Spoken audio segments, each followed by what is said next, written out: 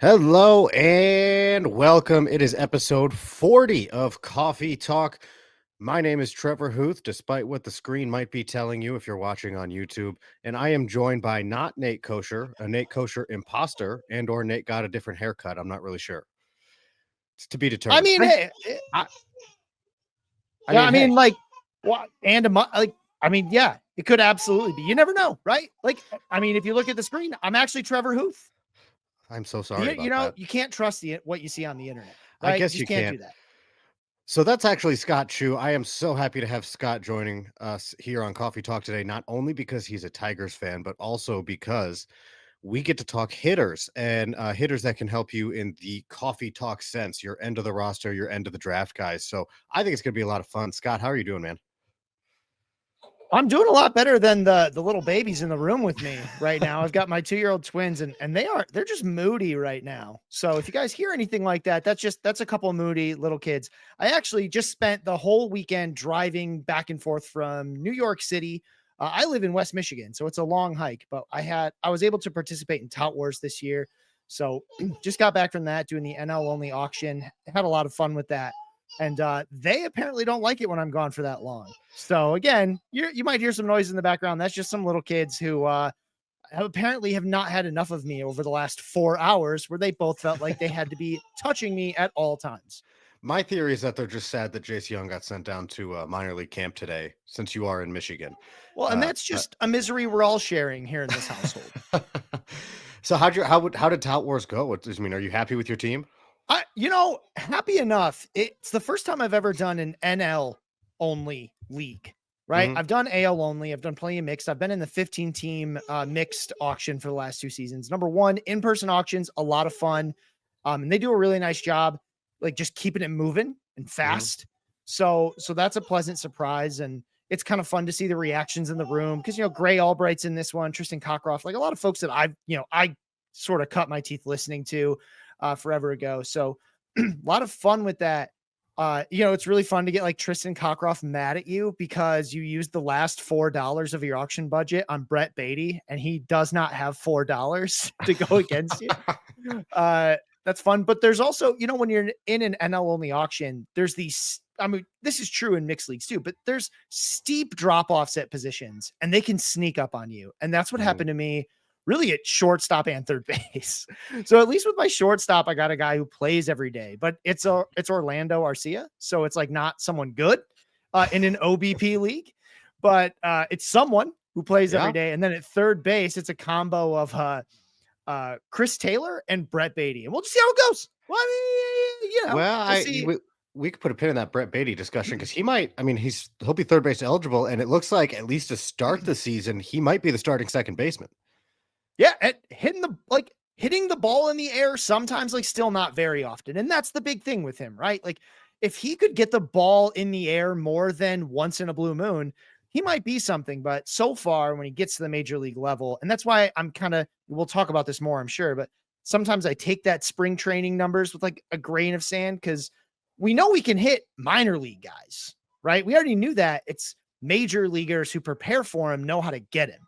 So that's the part that still keeps me hesitant. I'm excited he's getting a chance, right? And at second base. So within time, I can also get some extra eligibility, but I can't really buy in yet. So I'm like, okay, when the major league guys are preparing for you, what will you do then? I'm so happy that you are hesitant on spring training stats because usually that's just me. Nate will be like, "Oh, look at this dude doing awesome." I'm like, "It's spring training," and not that spring training stats are irrelevant completely, but especially with like pitchers and stuff, I always say take it with a grain of salt because these are like relief outings. They are not, this is Well, not trying to get through the lineup several times. This is go out there, show your stuff, leave. and like it's funny because people are very ready to accept that about the pitchers, right? They're leaving a little off, they're trying new things. But if that's what you believe, which is true, it is 100% what is happening out there. You have to do the same on the hitting side, knowing that Mhm. hitting is a reactive thing, right? Like that's why Nick gets to have so much fun talking pitching because pitchers make plans, hitters make plans, but not at all in the same way. They make contingencies. If this, then that. If that, then this. If A, then B. Then if B, then C. they can sort of plan, but they don't know till the ball's out of the hand and they've got fractions of a second to make a decision. Right? Pitchers don't at the last second go fastball. No, slider. Okay. Right. Like they know like before they set up what pitch they're going to be and where they want it. So for them, it's about execution. For hitters, there's a different layer. And so if the pitchers aren't attacking you the way they would in a regular game, then you're not getting necessarily full regular game experience. Right. And that's why with the vets, we say like, we don't really care what's happening in spring training because we've seen them in the majors, right? We know what that looks like. In the spring, you're just saying like, do they look healthy? And then for the young guys, man, it's really tough. And I'm just going to mention him now so we can save, because I know this is like the first person that comes to mind, Cam Smith, right? What he's doing for the Astros in camp, he's going off. We can talk about him more later, but like the most important context with Cam Smith has nothing to do with spring training and everything to do with the fact that if you include spring training as AA action, he has 50 plate appearances of AA action. That's it, right? He was in college for most of last year, right? Cam Smith has barely seen any major league pitching at all. Still, stuff from a major league pitcher, I'm pretty sure he's seen like 2 of them, right? I think he's seen 2. And so he has kind of like 2 plate appearances against major league pitching. And look, we've seen guys come up and not really do anything and like not really need AA. But if you think about it, the guys that are like that, there's 2 that come to mind. One, Juan Soto. He's the famous one, right? He wasn't in AA that long, but he had also been in the Mets system since he was 17. He had been a pro for like 3 years by the time he comes to the majors. They knew what they had, right? Cam Smith was drafted last year, right? And traded. There is a guy. Yeah. Then there's Nolan Shanuel. I don't think I ever say his name right, but over in for the Angels, and he's a different thing too, because he was this like already out of the box player who's all hit tool, no power. He's like I hate comparing guys to Luis Arias because we all do it all the time because it's just a certain archetype of player, just these slappy, like the slappy guys. And it's weird that he's a first baseman, but he didn't need a ton of seasoning because he was one of those guys where it's like, look, what you see is pretty good, but it's all you're ever going to get. So, I mean, there might be some steps he can take eventually, but they were ready to put him in because they were a terrible team with no first baseman anywhere on the roster and anywhere in their development system. So they decided to give this guy a month of action. But Cam Smith, let's say he does break camp.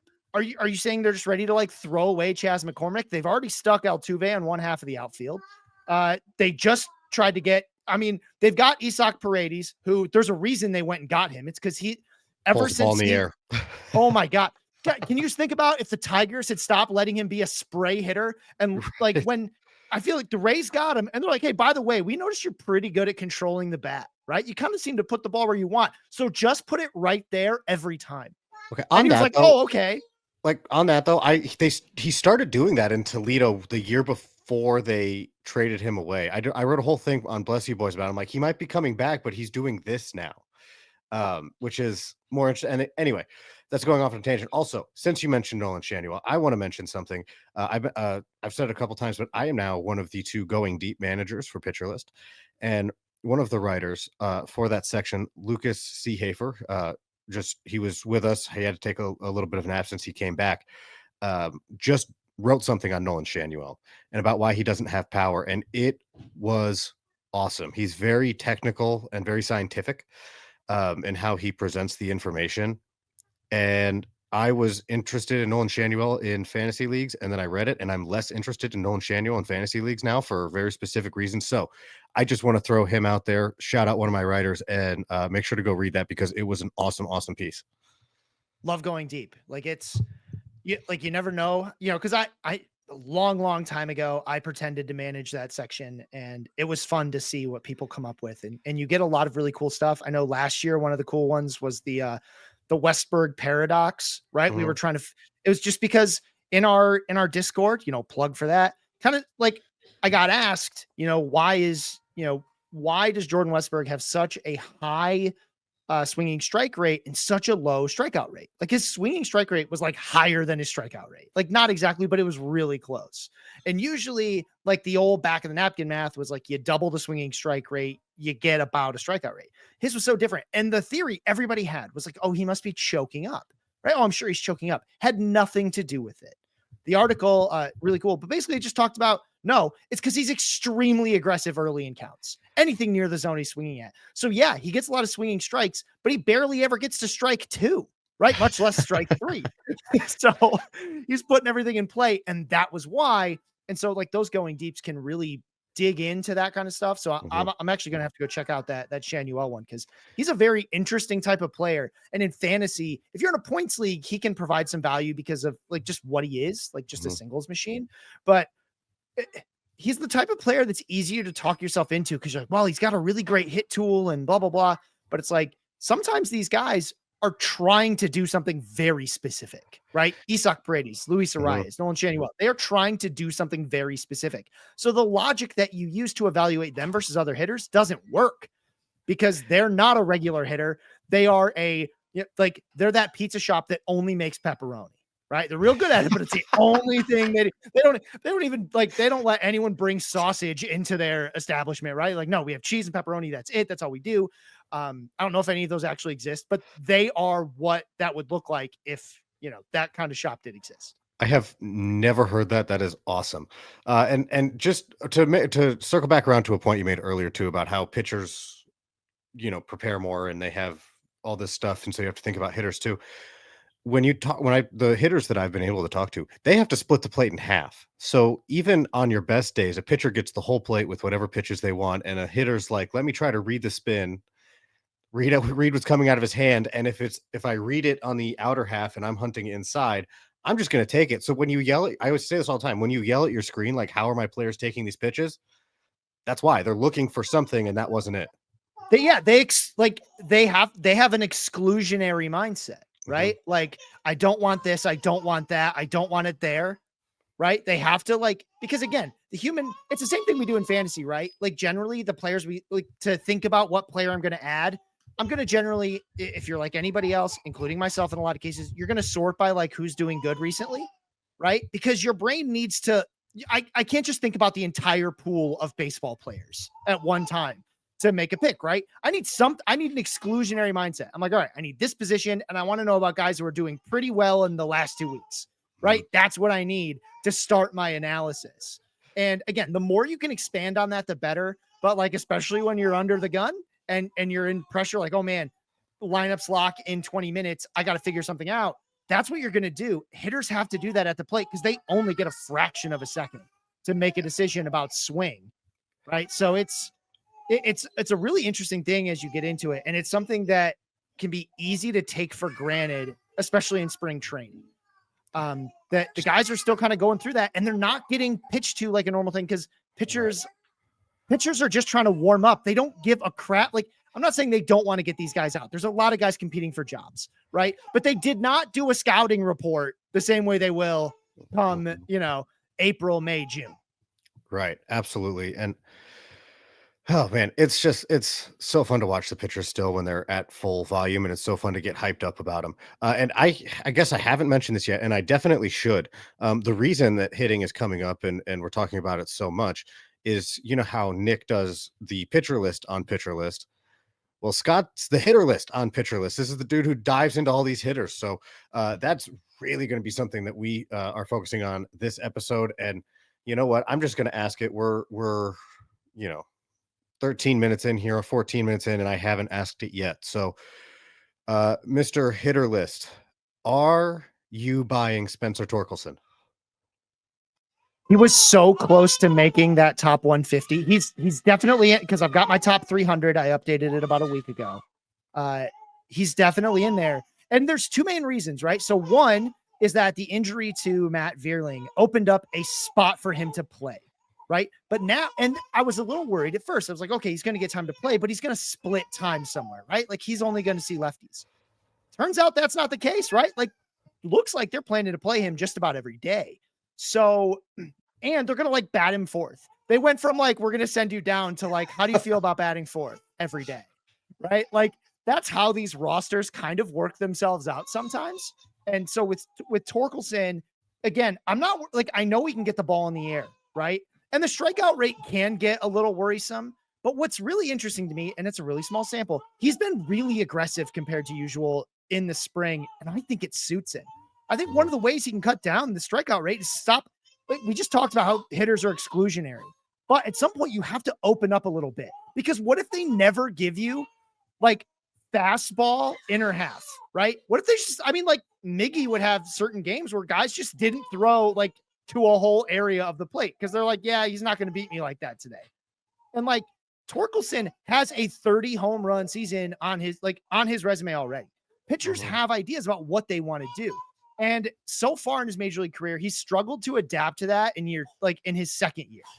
And I'm very interested to see if one of his adjustments is to just be a little bit more aggressive early in counts. And Mhm. just like let it rip, man. He's strong.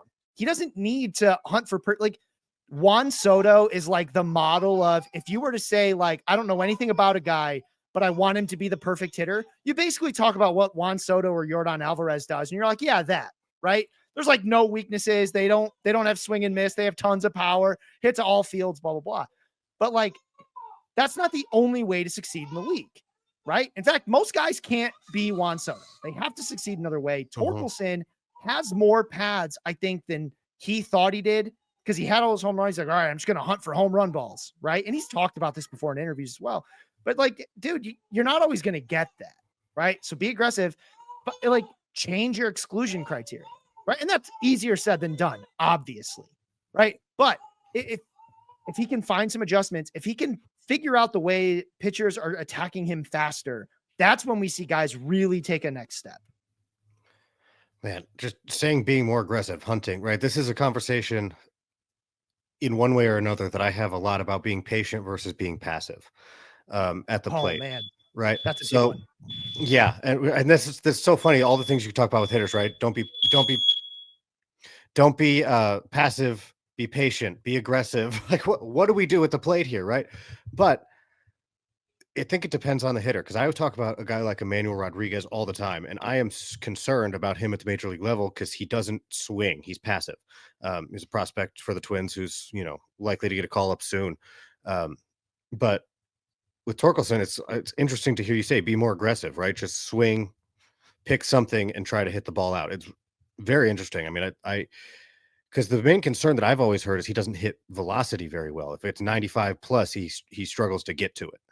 Well, it's just harder to hit that. Like Right. it's sort of like almost every guy that comes up, we're like, he's struggling against breaking balls. That's because in Yeah. the minors, they like when they would see a starter, that dude would have like one breaking ball that he could throw for strikes. And And it so, wasn't as good as the breaking balls that you're gonna see at the yeah, big league level. and now you got starters have to have two, right? They Yeah. have to have two things besides fastball. There are some minor exceptions, but they're like Spencer Strider, who you're not going to hit anyway. So, like, if the Twins are an interesting example because they it felt like back in the day they always had these guys that was swung a lot, but just kind of slapped the ball around everywhere. Like they had this amalgamation of guys who are like Joe Mauer types. So it's like walking is, I can do it, but why? I'll just slap the ball here, slap the ball there. All of a sudden it's a double. Let's go. But no, they've got two prospects who have this problem, right? Because that's Edward Julien's problem, is that he's extremely passive. And part of that, I just wonder, I openly speculate in the minors, he can spit on every breaking ball and walk 16% of the time, right? Like just never swing at them. You'll walk 16% of the time. And if they Or do 20 end if up, you're Rodriguez. yeah, or 20. And I don't have access to the data right now, but I'd really like to see like, okay, but are they swinging at breaking balls at all? I get it. A lot of them you can't swing at because they don't throw you breaking balls that are strikes. They don't throw you breaking balls that are something you can do something with. But Mhm. like, you got to at least be able to hit them when they do give you one, right? When they hang one, you got to hit them. So he's a guy, the guy who comes to mind who has yet to solve this problem, and I'm not really waiting for him to solve this problem. I don't think he will. It's Miguel Vargas, who's with the White Sox now. And he had the same problem. And that passivity turned into, and this happened with Julien. It happened with Vargas. That passiveness turns to strikeouts because you're going to fall behind and get two strikes real quick if you're not willing to swing at something that's in the zone, right? You don't have to swing at everything in the zone, right? But if you're always letting the first pitch or two in the zone go, all of a Mhm. sudden you're behind, and that's when you can get fooled, especially as a young player. Yeah, absolutely, and you know what? The Twins are a good organization because There's news coming out. There's spring training news. Fun. Well, not fun. Spring training news at all. You hate to see it. And we are going to talk about that in just a moment. Right now, we're going to take our first quick time out here on Coffee Talk, part of the Pitcherless Podcast Network. Eh, Sticking to the schedule. Yeah, we're real tight. I love it though. This is awesome. And welcome back to Coffee Talk on the Pitcherless Podcast Network. My name is Trevor Huth. I am joined by Scott Chu. So happy to have Scott with us. And we were talking Twins. We're talking, well, it started with Torkelson, and I feel a lot better about Torkelson now that Scott has talked a little bit. But then it goes to the Twins, and the Twins had a huge blow happen very recently. They are going to start the season without Royce Lewis. And I think, Scott, you're a great person to have here for that, because what do you do? How do you pivot off of Royce Lewis in fantasy leagues? I mean, I know you probably already had a contingency plan because he's not somebody who's been able to stay healthy. And I know with the Twins, you're probably looking at Brooks Lee and Jose Miranda, some combination of that. But I guess if you drafted Royce Lewis and you didn't follow it up with another solid third baseman, do you have any thoughts about what you can or where you can go from there? My first thought is it's sympathy. Hmm. But also, it's a little bit of a problem of your own making, right? So whenever you talk about a player like Royce Lewis, just to talk about that draft strategy for a little bit, just in case, you haven't tried to cram a draft in yet, it's okay to take the injury risk guys, but you got to have another third base eligible.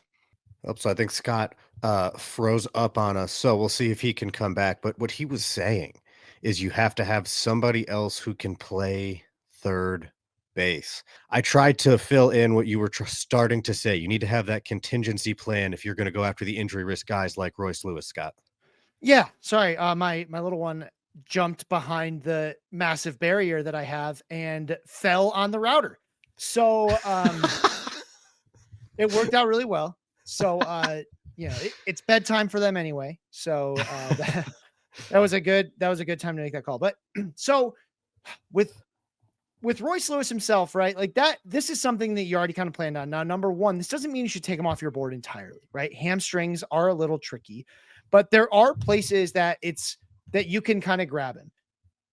As far as like their lineup itself, I mean, this does give an opportunity, I think, to Jose Miranda, Brooks Lee, a little bit, Edouard Julien, who we were just talking about, who has some intrigue in OBP leagues if he ever, decides to like swing it more stuff in the zone and kind of clear up his contact issues. But there's a couple guys on that team with contact issues. As far as like what you're going to do, let's say you've already drafted and you leaned a little too heavy on Royce Lewis, right? Jose Miranda is out there. He's someone who probably wasn't drafted in most leagues, and he can provide some things, right? But Jose Miranda, like your brain might remember him as better than he is. And I don't want to say he's a bad hitter. He can just be a bit limited. There's not a ton of power there. Like we saw him for 121 games last year. He hit 9 home runs. His sort of first season, his breakout before they decided they didn't like him anymore the first time, he hit 15 in 125 games. He's unlikely to exceed any of those numbers, right? Like 120 games is about as many as he's going to get. And, double digit home runs is just something you can barely count on. So it's mostly like ratios that you hope aren't empty, right? And they're kind of empty. The Twins offense isn't that good. And Miranda kind of bounces around like, when does he play? When doesn't he? I think, again, if you're trying to like be like, okay, who's on my wire? You're looking in really deep leagues. You should start number one. Hopefully you have another guy at third base and you're really just trying to replace a hitting spot, right? Mhm. There's a lot of value in that. And then you can focus less on like you don't necessarily need another third base eligible guy, right? You had a second third base eligible guy because you had Royce Lewis. So you can then move on from there and just say, okay, I'm going to address a specific need at hitting. Otherwise, man, you're going to be in a tough spot. Third base is a position that drops off really hard. Maybe if you're lucky, you're in one of those leagues where Ryan McMahon is too, That's the name I said. yeah, he's too oatmeal-y to get excited about, which is a real thing, right? He just is. You're not going to be that excited. So that would be one name. Connor Oh, Norby was the other name I threw out. He's usually probably going to be on free agents list. I know there's a lot of. I mean, he's not somebody I'm going after in redraft leagues to be my starting third baseman, but in a pinch, I did like his hitting ability in the minors, and he should be playing third for the Marlins, who are not very good. So yeah. I mean, he's the another only guy who other could be out there. Yeah, and then if you don't have a specific need, right? You're like, I just want a little bit of everything for now until I get a better feel for my team. Joey Ortiz might be out there as well, and he's uh I don't remember in Yahoo leagues you'll be able to use him at third and short at least. I'm not sure if he'll qualify for second base. I'd have to look. He appeared there a few times. No, 4 starts. So can't use him at second, but you can use him at third and short. And he does a little bit of everything. He's like that jack of all trades, master of none type. His batting average, not very good, right? His OBP is better, but it's not great. It's about, it was 329 last year. That's probably what you should expect again. He had 11 home runs, 11 stolen bases, almost 60 runs scored, almost 60 RBI. These are like, he's the definition of a mixed league replacement level player. Mhm. But, and if you're just looking for a name that like, I know it's going to be there, he is a replacement level player, and there is value in those when you are replacing a player on your roster. So he is someone that I think who could fill a hole until you're ready, like in the regular season, to start chasing random hot bats. Mhm.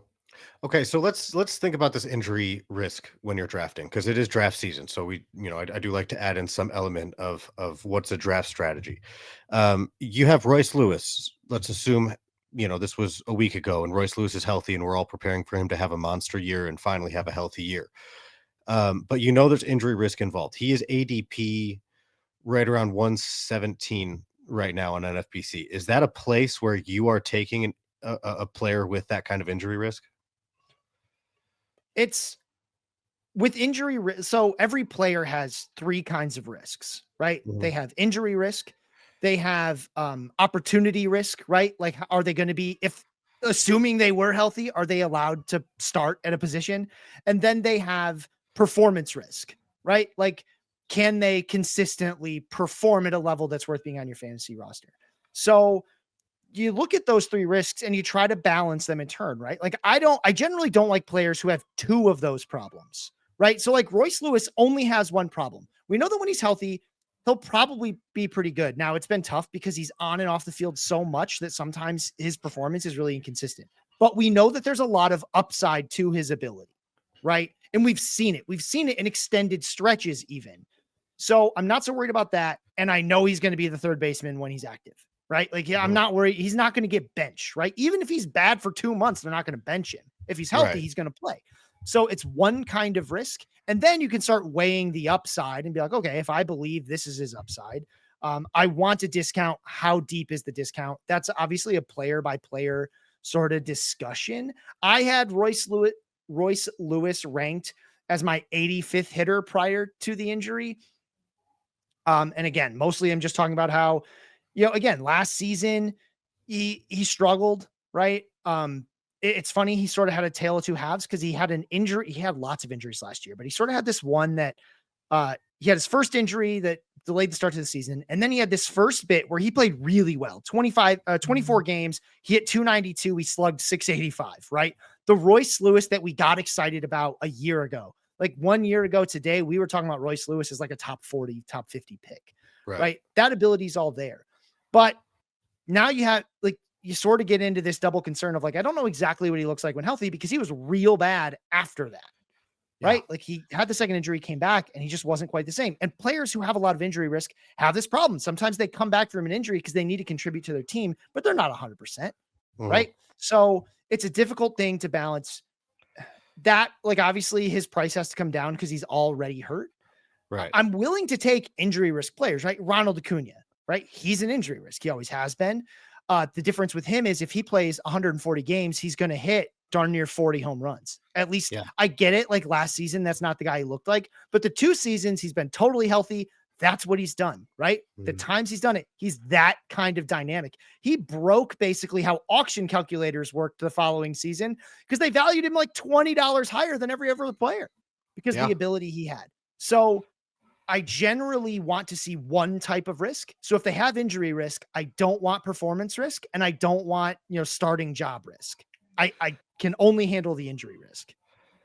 Okay, so that leads to, I think, a good follow-up because when I was looking at this ADP, I'm thinking, well, would I rather just let Royce Lewis pass me by and see if there's a better contingency plan later if I haven't gotten one of the other third baseman ahead of him, right? So if I know that Royce Lewis is a potential to get hurt, I think, one thing I might do is wait and try to get Paredes that we talked about around 200 and bet on him to be able to pull the ball into the Crawford boxes, and then maybe also go with a Josh Young type who is also an injury risk, but is coming back, should have the opportunity to be the everyday third baseman in Texas, right? So it seems like it depends on how you feel about the player, I guess, which is a short-winded way to say what you just said, right? Because Royce Lewis at one spot is fine and good, and I would probably pay the price because I really want Royce Lewis to be good. Prospect guy, he's a former first overall pick. That's just how I go. But if you don't want to do that, I feel like there's other injury risks that you could get lower, like Josh Young, I think is the point that I'm making. Yeah, Josh Young's an interesting one because I don't want to overreact to spring stuff, right? But man, Yeah. up until the 14th, he looked like a different guy, right? He was barely striking out in the spring. He was hitting the ball hard. It looked awesome. I was like, wow, this is the guy I've been excited for. And then, of course, in his last three games, he has 9 at bats and 8 strikeouts. Uh, that's the Josh Young I also know. So that's an interesting one. It's funny. I'm thinking about, these injuries happen, and what happens is people will sort of ask me like, so where do I take him now? Instantly, right? And a really good tool to use is, first just take your projection, whatever it is, and prorate it, just like knock some games off. You Yeah. already had done that though, in this case. So it's hard to say how many more to take off. But what I would normally do heading into a draft is I'd say, okay, Royce Lewis, right? Right now, he's been, over the last couple of days prior to the injury news, he was going as third baseman number 12, right? Right in between Matt Chapman and Eugenio Suarez. Well, obviously, I want both those guys more than him now. But then I just kind of keep going down the list until I see someone where I'm like, I definitely want Royce Lewis before them. And that's where I'll kind of pencil it in, right? I'll find where that guy is. Like, let's say I'm looking here, the 23rd third baseman off the board right now is Christopher Morel. I know for sure I want Royce Lewis more than Christopher Morel. The one above him is Max Muncy, and in batting average leagues, I'm okay with it. In OBP, I'm not. Willie Castro, a little bit earlier than that. His ADP is 225, and Willie Castro, it's like if I took him, it was only because he kind of steals and has a lot of eligibility. That's probably where I am with Royce Lewis, right? Because now we're talking about guys who don't have a ton of upside. They're just sort of like fill in. To me, a good question is like, do I want Royce Lewis or do I want Maikel Garcia? Right. Well, again, by that time, I know if I need steals, right? Mhm. It's funny because we talk about like Maikel Garcia or Royce Lewis in a vacuum. Like, my dude, we're 200 picks into the draft. There's no vacuum. Right. That's a good point. The That's a vacuum good is point. over, right? And that So yeah. so when you're doing the draft, like the first thing that's going to matter is like, have I already taken on a bunch of injury risk, right? Like if I'm already counting on, let's say Strider to come out and be good, and I'm already counting on like a hitter or two, I took Acuna early, you're pretty much taking Lewis off your board because Yeah. you can't have, two guys that you're like, well, if they play, maybe they'll be really good. Right? Like you're trying not to do that. So if you're in a draft, definitely prefer Paredes. He's moving up a bit, Mhm. but there's this sort of like cliff after Paredes, right? So after Paredes, that's where you see Young. I think that's an interesting discussion, right? I think they both are very risky, uh, Mhm. but they both have a lot of upside. So that's around pick 200. And I think around pick 200 is if Royce Lewis is still on the board, I'm evaluating my team to say, like, can I take this on? Right? Yeah. Is it worth it? Do I need another corner infield eligible guy? And can I absorb that kind of injury risk? Mhm. Because for a lot of us, Royce Lewis is not going to be able to be on our board anymore because we've already taken on the injury risk, right? Or we got two good, we got a third baseman and a corner guy who we really like early on, right? That would have been on our roster even before a healthy Royce Lewis got drafted. Yeah. So you're gonna, I mean, I hate to just say like, oh, you're gonna have to figure it out for yourself, but you're kind of gonna have to figure it out for yourself based on how you draft. And when you're in that point, like that's my advice would be find the spot where you're like, I'd rather have the lotto ticket than, you know, the term that's being used a lot this spring is oatmeal, right? At some point, you're gonna say, I'd rather have the lotto ticket than the oatmeal. And like our proud leader, Nick, like he he sets that level really high, right? Because he's got that Toby where he's like, you know, I want someone better than a Toby all the time. So with pitching, he sets that level really high. Where he's like, I'd rather have the lotto ticket and see what happens. That's why he's willing to rank Garrett Crochet second, right, as a starting pitcher, because he's like, no, I'd rather, because if it works out, it's great. So he sets that really high, and then other people, like a lot of the folks in really deep leagues, they'll set that level really low, right? They're like, no, I'd way rather have, you know, the oatmeal. I'd rather have the, you know, the Jose Mirandas of the world, right? I'd rather have Ryan McMahon, right? I mean, that's going to be a classic conundrum, right? Ryan McMahon's going to play. I know exactly what he's going to do. I just don't know if I care, right? So you got to find that level for you on a player like Royce Lewis, who has such an extreme injury risk.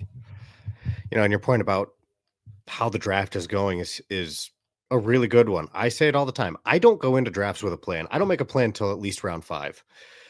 Just because you never know who's going to be there. So I don't want to go in thinking I have to get this, this, this, and this right now because all of a sudden somebody better's there and you got to throw a wrench in it anyway. I'd rather take best available for the first 5 rounds because these are our, depending on league size. I mean, obviously, if I'm in like a 20-person league, 5 rounds is a little aggressive on that. But like I just want to take those top guys as much as possible and then figure it out from there as what do I need? And I want to reevaluate. And maybe 5 rounds is too many. I don't win a whole lot of fantasy leagues, but I just agree with you in that you're not talking in a vacuum at a certain point, right? So when you're asking advice, should I take this guy or this guy? Well, what does your team look like? It's the same question I ask all the time when people come to me with dynasty trades. Should I do this trade here? Well, what is I mean, are you rebuilding right now? Are you looking to win? What does your competitive window look like? It's the same when you're drafting, right? Where's your team at? What do you need? I mean, dynasty is a great point. After you do your initial dynasty startup draft, there is no vacuum. It's never coming back, right? Yeah. There's no vacuum. It's all about your team's context. And, you know, I like that point about, you know, like, I don't really come in with a plan. Like, I do often have a plan and I throw it away. Like, there's so many times where it just doesn't work because I'm like, hey, you know what? I love the depth of hitting at the top, right? The first couple tiers of hitters are so deep. I want as many of them as I can get. And there's a lot of creamy middles with the pitchers, right? I think I can build a pretty good staff in a 12-team league without grabbing an ace. And every single time, like that is my plan. Like in my head, I know for a fact, given, you know, if I did 100 drafts, right, that is the strategy I would use 60, 70 times, right? The problem is we actually do a much smaller number of drafts than that. And you never know what part of the sample you're going to get because there's been plenty of times where I was like, yeah, so I didn't want to take a pitcher for the first 3 rounds. And these idiots let Scooble come to me in the second. What am I supposed to do? Right. Yeah. I'm a human. I got to do that. I got to make that move. Like it's good value. It's my favorite player on the whole planet. And right, like it wasn't something I expected, right? Because that starts happening in the first round. Right? Immediately. In the first round, you might be like, oh, you know, I don't want to take you know, like I'm not going to worry about second base. And then you're sitting there in the early second round and like people are worried about Mookie Betts or something. And you're like, well, shoot. Right? Like I guess I'm taking a second baseman. Right. Well, and that's the one plan I ever make. If I'm at the back turn, I want pocket aces every single time. Like if I could get Skeens and Screwball for some reason picking, you know, at that turn somewhere, I'm going to go for it. But then again, somebody jumps at Skeens early. I'm like, okay, well, I guess I'm taking a hitter now. You know what I mean? It's like even you can the plan that I decide to make will go wrong a lot. Well, and you know, sort of a theme we're kind of coming to here is like contingencies. You got to have contingencies. Like I'd really like to go as many hitters as I can early. But if I end up taking 2 pitchers in the first 5 rounds because I just could not turn down the value, like do I still think I can build a good team? Right? Or like I'm very comfortable punting steals, but I don't always like the word punting, because when I'm punting steals, I mean I'm punting steals in the draft. Doesn't mean I'm Yeah. punting them forever, right? It Right. means I'll probably spend a little extra of my fab resources to get them, right? I know I'm sure I'm not going to go total zero, maybe in a categories league, but in a roto, I can't go total zero. But I'm going to be like, I'm not trying to get third in steals out of on draft day. I'm trying to be like in the bottom half and hope that I'll be able to bring in enough steals to just, give myself a couple extra points, right? Because I'm going to focus on everything else. Or in a 12 teamer, right? Standard 12 teamer, you can kind of just like punt saves in the draft because there's going to be guys on the wire who close. They're going to Yeah. be there. So if you really want them, you can go get them. Sure, it can be a tough use of fab. And ideally, you're not spending all your fab on speculative closers, right? Well, I'll tell you, that's a really difficult way to live. It's a way to give yourself a lot of heartburn really fast. But it is a viable strategy. And if it's something you're comfortable doing, all you're really telling yourself is, at what point do I pull the trigger and say, all right, I'm not going to worry about it anymore, right? I have that point for steals. And quite frankly, about half the time I hit it, right? I'm just like, I just didn't want to pay up unless I was able to grab, like, I was drafting fourth and I'm like, well, I love Ellie De La Cruz. I'm in. Boom. Right? Like, I've got my steals, so I'm not punting it. But a lot of times I'm picking in the like back half of the first round, and I'm Uh, doing a lot of Jordan Alvarez and Vlad Guerrero Juniors and maybe a Tarek Skubal. And I don't have any steals. Like, I leave the first two rounds without any of them.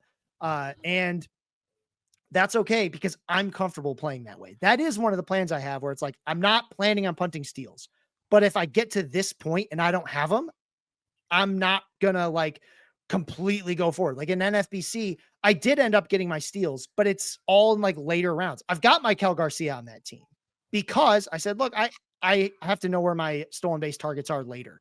And I'm comfortable going after them and paying a little extra for a Jake McCarthy and a Michael Garcia. And all of a sudden I've got steals, and I don't care about the fact that they're limited as hitters because I loaded up on them early. yeah. Well, in Roto, I always go for the power speed guys. I'll spend the first 4 rounds. I'll reach for anybody who can hit home runs and steal bases, even if they strike out a lot or there's a lot of risk involved, because in Roto, that's what matters. I do love this idea um, about punting things in drafts, and I want to talk about it, but we are going to take another quick timeout. The clock's calling us, so we will talk about punting and maybe some late round hitters coming up in just a moment. You are listening to Coffee Talk on the Pitcher List Podcast Network. And welcome back to Coffee Talk on the Pitcher List Podcast Network. My name is Trevor Huth. I have Scott Chu with me right now. A lot of interesting conversation going on. We're talking drafts, and it's funny that you mentioned punting categories, because I'll be honest, for all the drafts that I've ever done, I have never thought about specifically punting categories. I punt positions. And I know you mentioned saves, right? I will punt relievers until my last 3 picks will be relievers if I feel like I need to do that. But the other one that I really wind up punting most of the time is catcher. And that is because there's so few top end catchers. If I don't get one, if I don't feel comfortable taking one, I'm just like, well, I'll just take whoever it is at the end and basically get what I would get in the middle rounds. Um, so that's interesting. I mean, I guess I should think about punting positions, or punting categories rather, because that's probably how you win. And I don't play redraft a lot anymore because I don't win a lot. But that has to more do with the fact that I'll draft prospects early and then they don't play till halfway through the year because I'm dumb. But anyway, that idea of punting, I like what you said about it. You're not forgetting it forever, right? You're just doing it right now because you think you can find a higher value somewhere else, in whether that be another position or another category. Yeah. Like, Roto is the place where it's toughest to do this. I'll tell you this, Yeah. in head to head categories, punting isn't even really punting, right? Yeah. I talk about in head to head categories, I talk about ratio punting, quote unquote punting, a lot, right? Because like you could be a last, if it was a Roto league, you might have gotten last, but you're not going to get 0 wins in that category over the course of a year because Kyle Schwarber hits 800 some weeks, right? Like, that's the Yeah. nature of his game. You will Right. win batting average on accident. You will win saves on accident, because how many relievers in baseball right now get more than 25 saves in a season? That would give them an average of about 1 per matchup week that we have, right? Um, Maybe a little bit more depending on how you break it apart. But that's one. right? And we know many weeks these guys get 2 or 3, but nobody gets 2 saves every week. Or if they do, it's like one legendary season for a guy because that just doesn't happen. It's not how it works. We Yeah. don't we just we don't see that. So when you have that, right? Like there was Ryan Helsley last season felt like he got about 2 saves every single week, right? Because he ended the season with 49. He almost did. But again, that number, like the guys who have 25 or more, there are 13 of them. That means every team can get one. Someone's going to get two, right? Which means not every team will have one, right? And so it can be very tough to average 2 saves a week. You can stream a save a week generally in a 12 team league. You can absolutely stream a save, right? It's very possible. Um, and that's another thing that, sort of when you talk, like we talk so much about streaming, but we're so against like punting, and it's a very like these concepts are very related because I Yeah. might be like, I'm not going to prioritize steals in the current environment because I like the steals I can get late in a draft. And I also feel like I can stream them, right? Any player who plays for the Nationals is going to steal 20 bases. Jesse Winker was going to steal like 30, right? And he can't steal. Like they just let him go. So, when you talk about, just to get back to your point on catcher in a single catcher league, I- you know, it's funny because you are punting the position, but you're Yeah. also not because you're like, hey, you know what? There are 13 catchers I feel comfortable with throwing out there, knowing that I can stream, right? Because there's actually a fairly good streaming pool, Yeah. right? Like you I can mean, look at, Wells is Ryan. catcher 14 right now. I would start Austin Wells on most teams. I'd be fine with Yeah. that, honestly. Yeah, Wells, Moreno, Jeffers, Bart, Kirk. Like these are guys who can be interesting, especially in short spurts, Yeah. right? Like, so just, wheel and deal till you get one, Right. like Shea Langoliers was that guy last year where you're like, yeah, I took him right at the end because, he'll get some home runs and I'll see if I can find anything better. Right. Yeah. And then he ended up being the thing that was better. So you just kept him. But I Right. mean, you can stream it. It's again, it's not punting because you're like, I'm gonna take a 0. You don't have to take a 0. You can just say, I'm comfortable with what I can get late. Yeah. Absolutely. And you know what? Just to add on to what you said about saves, I firmly believe, and I'm going to say it with my chest here, if you're not playing in a saves holds league, you're missing out. They're more fun. It opens up the reliever pool. You get to do Ben Joy. You get to roster Ben Joyce, who throws 100 and a billion miles an hour, even though he may not get as many saved options this year because they went and signed someone, right? So save holds leagues, I'm all for. I just want to promote my agenda here. So before we close out here, Scott, I do want to get to hitters you like beyond 250 ADP. I don't know if there's somebody immediately that comes to mind, but you are the hitting guy. So are there one or two names beyond ADP 250 that you are like hunting in drafts? Well, I mean, we'll start with, my favorite who's maybe going to start moving. But I mean, we already talked about Torkelson. I am absolutely hunting for Hmm. Spencer Torkelson. It's one of the reasons why I don't feel like I need a higher end first base eligible guy other than like one. I probably took one earlier, and I don't need a second one in a deeper league till later because I'm very willing to set min picks on Spencer Torkelson. So he's a really good one. I think, and it really, again, it's kind of about what it is you're after. Like, are you after the boring guy because I just need to fill some stats, or am I trying to chase like way upside? You can do a little bit of both with the guy who goes really late in Andrew Vaughn. It's odd that a player with his like, I don't love him as a hitter, right? I'm not going to sit here and be like, oh, there's huge upside. There's not. What you're going to get is almost certainly what you've gotten for 3 straight Right. years with fewer RBIs because that team is absolutely putrid. But it's a lot of plate appearances. He's gonna play every single day. He's gonna bat cleanup every single day. And that's hard. That can be hard to get your hands on. Right. It's Again, just, it's not a I'm ton of sorry. upside. I have to point out, Scott, I'm so sorry to stop your roll, but there was a time, and not that long ago, when Andrew Vaughn and Spencer Torkelson were sitting right next to each other around like number 15 or so on prospect lists. And they're like, these are going to be two guys that we're drafting next to each other at the top of drafts forever. And now you mention them right next to each other beyond ADP 250. Well, it's because prospecting is such a science, you know? I And mean, prospect development is here. It's like if they suck immediately, they're not going to be good anymore. yeah. Oh, absolutely. Right. No one, there's no such thing as a post hype. No, this actually the secret is you need the post hype. That's when it really, that's the thing you should be That's Joey targeting. Bart. Yeah. Yeah. It's like they used to talk about third year wide receivers. It's the post hype, right? It's usually got to be a second or third team, right? That's the sweet spot. That's when these guys really break out. But, if you want to talk, after pick 250, uh, Carlos Correa isn't quite there. He's at 225. He's someone I kind of Yeah. like. Again, it's high injury risk, but there's actually upside there. Um, but he's really fun. Uh, Jonathan Aranda is someone I've had my eye on. Now, playing time is a big question. Yeah. He played, I mean, even if they quote unquote guaranteed him a job, it's the Rays. I don't believe anything they say ever. And I also don't believe what they do, right? Like they don't even do the same thing from week to week. So you can't put any faith in them. But I do think there's a lot, like, there's quite a bit of talent there. There's a reason they're even entertaining this because they've got plenty of players who are established to play corner infield positions. But one of the reasons I think they were willing to move on from Isak Paredes, who was an incredible fit for them, right? Is because they like some of the guys they have below. And one of them was Jonathan Aranda, who doesn't really have a good position defensively, but his bat is good enough. I think he's going to play. He's got plenty of power.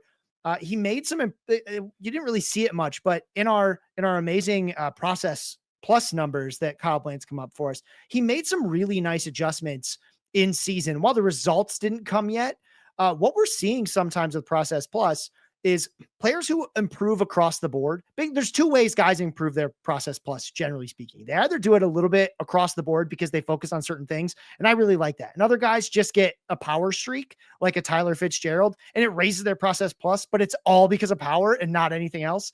I'm a little more skeptical of those guys. But seeing Jonathan Aranda take some steps that made a lot of sense, I think there could be something there, especially if we start seeing him play more. Early in the season, I'd be interested in that for sure. I'm trying to find guys that aren't the oatmealy ones because in a Can I 12 team league, yeah, go ahead. let me throw a name out. And to shock no one, he's a prospect. But I'm going to go with Jacob Wilson from the Athletics.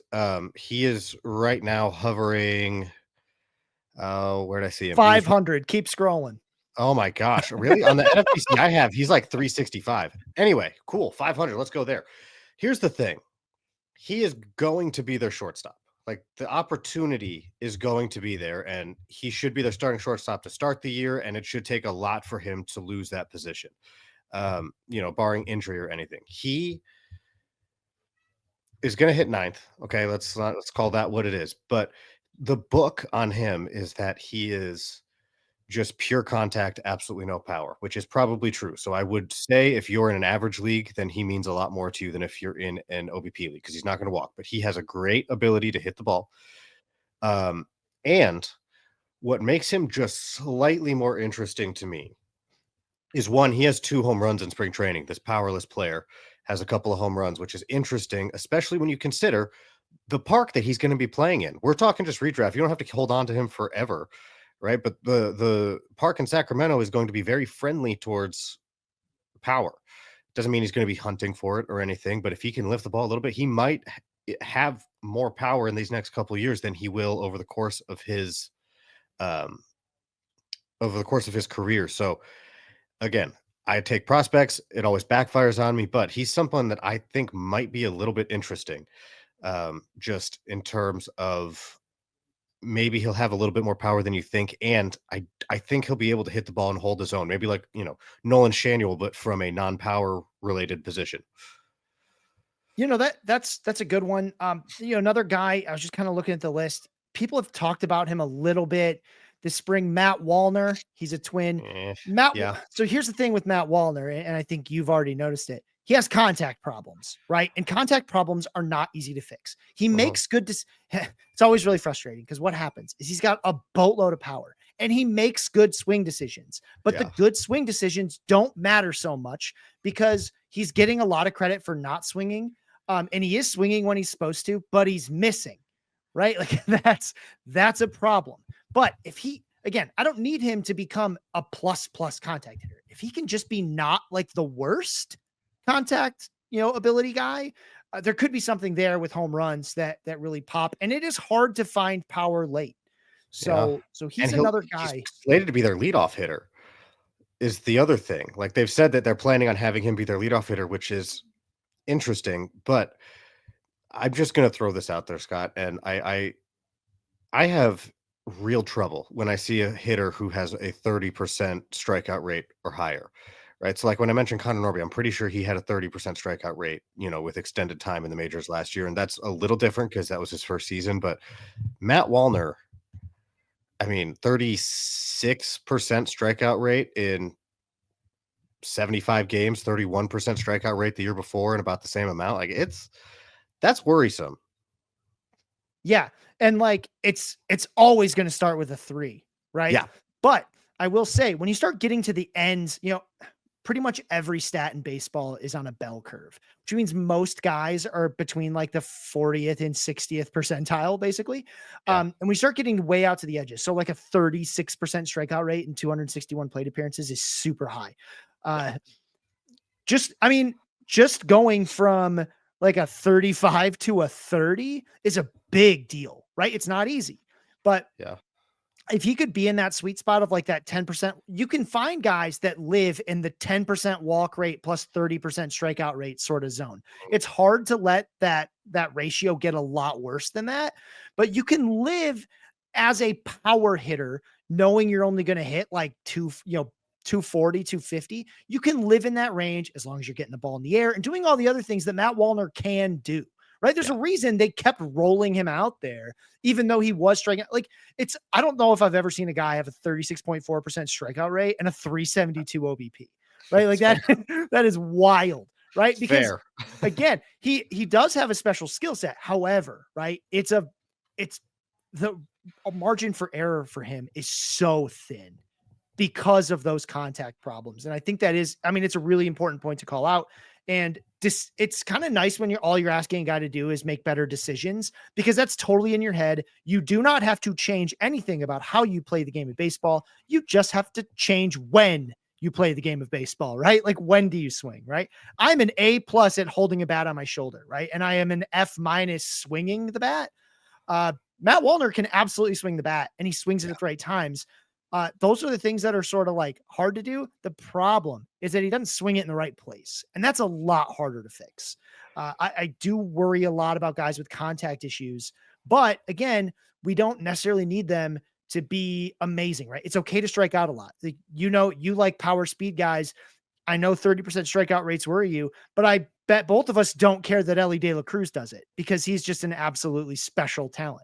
Matt Wallner isn't quite that special, but like, man, if he could just get that number to 30, Yeah. 31 even, he becomes a guy that you're like, oh, when he's healthy, I'm playing him, right? You know, Because but he's not there yet, and yeah. a 36% strikeout rate is about as alarming as it gets. Yeah, and I'm a hypocrite because I'm gonna push the Denzel Clark agenda when he, makes his debut, and he'll undoubtedly strike out 30+% of the time. But I'm gonna be like, he'll just okay, let it happen. But he also has elite defense in center field, so he'll get plenty of runway. Scott, thank you so much for filling in for Nate. You'll have to come back on when he's here, and we can talk a little bit more hitting. Is there anything that you would like to plug while you are here? Um, the So the Hacks and Jacks podcast had to take a bit of a hiatus. My dear friend Joe Galena had some health and life issues going on. We are back. So we're gonna have me and Brett Ford are now doing this podcast. It's a lot of fun. Again, we're back. So check that out. That'll be on Mondays, except for this week because I'm recording it on Monday because I was just in New York all weekend. So there's that. And also, I'd love to come back on. Maybe we'll even look at the script when we do it again. Uh, it'll be, I sent him I a think, whole outline. We didn't touch it. yeah. And I'm sorry. We abandoned it immediately. I got too excited. So thank you for putting that together. I'm sorry I wasted the effort, but no, this was an Oh no, man, absolute this was a blast. fun one.